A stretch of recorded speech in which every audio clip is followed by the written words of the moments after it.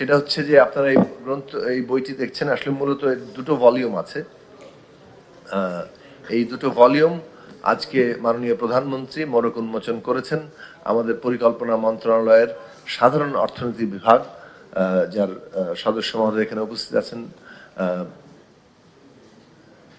মানে সাধারণ অর্থনীতি বিভাগ এর উদ্যোগী প্রতিষ্ঠান।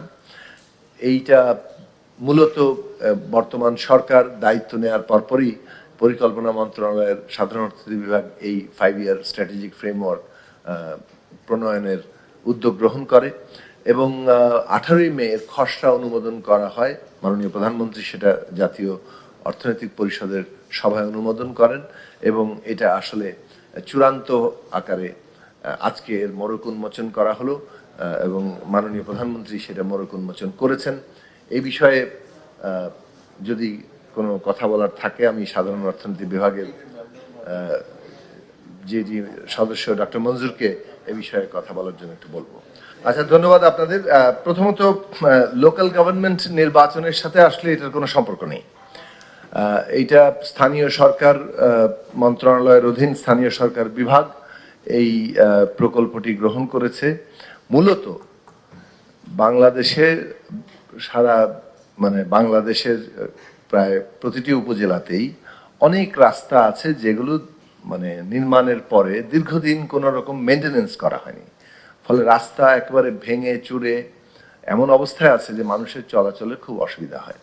ফলে নতুন সরকার দায়িত্ব পাওয়ার সাথে সাথেই আপনারা এটা সকলেই উপলব্ধি করেন, কিছুটা জানেনও, যে প্রত্যেকের কাছেই নানা ধরনের রাস্তা সংস্কারের ব্যাপারে ডিও লেটারগুলো এসছে। এখন এই যে সংস্কারের যে ডিও লেটার, এটা তো মানুষ যখন নির্বাচিত হয়, নির্বাচিত প্রতিনিধির কাছ থেকে দ্রুতই এই সব বিষয়গুলো আশা করতে থাকে। তো এখন এটা সারা দেশে এগুলোকে যাচাই বাছাই করা হয়েছে যে কোন রাস্তাগুলো একেবারে অগ্রাধিকার ভিত্তিতে করা দরকার, যেখানে মানুষ খুবই দুর্ভোগের মধ্যে আছেন। সেই হিসাবেই 5000 উপরে কিলোমিটার রাস্তা এখানে।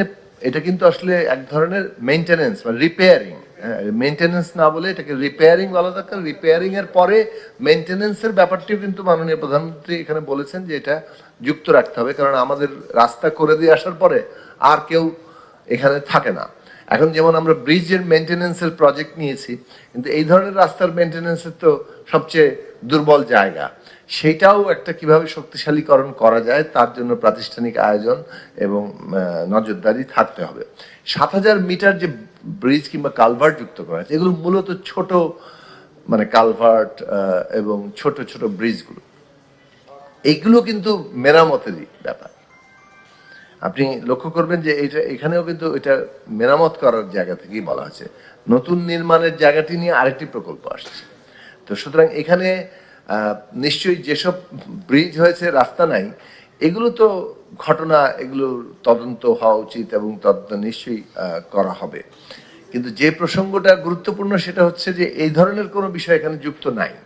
এগুলো আসলে মূলত যেসব চলাচলের রাস্তার মধ্যে মানুষের দুর্ভোগ আছে, সেই দুর্ভোগ লাঘবের জন্য প্রকল্পটি গ্রহণ করা হয়েছে এবং এটা আরো দ্রুততর সময়ে করা গেলে ভালো হতো আর কি, সেই চাপটা আছে।